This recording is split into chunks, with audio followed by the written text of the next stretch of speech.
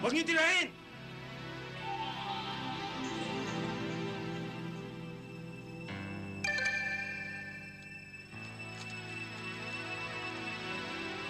Lusubin niyo!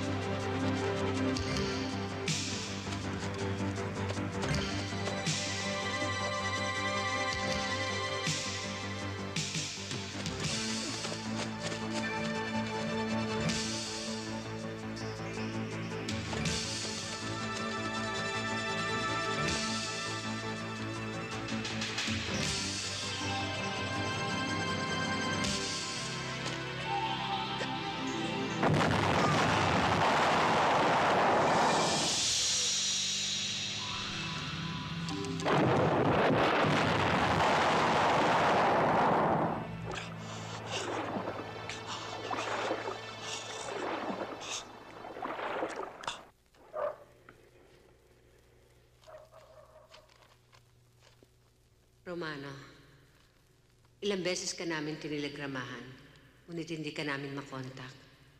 Hindi ko alam kung kailan makakarating sa iyo ang sulat na ito. Kinalulungkot kong ibalita sa iyo na patay na ang iyong ama. Ano?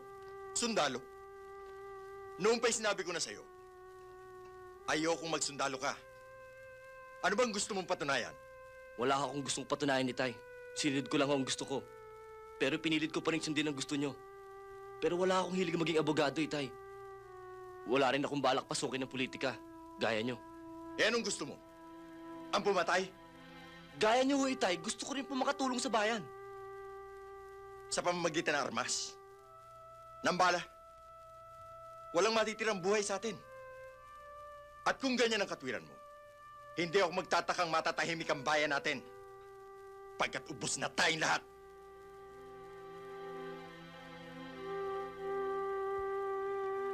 Sige, ganyan nga ang gawin mo. Sa tuwing pinagsasabihan ka, tinatalikuran mo ko. Oras na ituloy mo, Romano, ang balak mo. Tandaan mo, huwag kang babalik dito na isang sundalo. Walang mangyayari sa karahasan. Hindi nito malulutas ang problema natin. Ipagpatawad mo, anak, na hindi ka na namin nahintay sa kanyang libing. Sana kahit konting panahon, makabisita ka dito. Hanggang sa muli, nagmamahal ang iyong inay, Marina.